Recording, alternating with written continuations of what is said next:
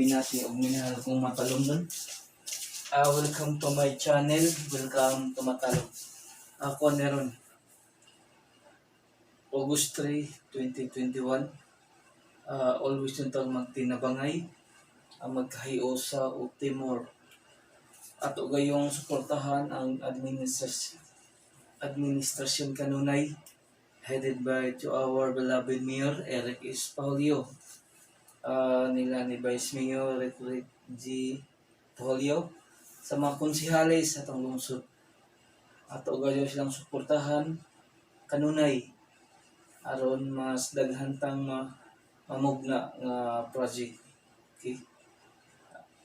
Timor ta magkahiusa alang sa kalambuan sa lungsod sa Matalong. Ako day Matalong nun puhon di sa lamang di ko sa lungsod kay di pa ko sa lungsod maka-appeal sa bugnong lugay nun. Sa kan pa lamang ko sa barangay San Salvador. Mo-appeal ko sa bugnong lugay nun ito. Isip usa ka barangay konsihal diri sa barangay sa lungsod sa Matalong kay. Kung sa lungsod na kanom nun sa akong capacity di pa ko angay nga mo yapak nga na area. Basin pohon o hatag chance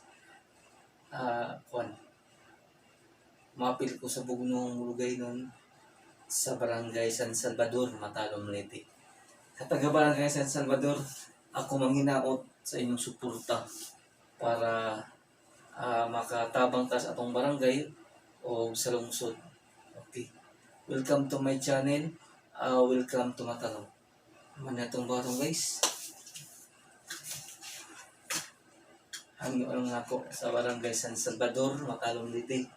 Sa iyong suporta kanaho. Isip sa ka barangay konsihal sa atong barangay. Kay sa lungsod Matalom nun wala pa ko igong capacity nga mo apili nga na naman.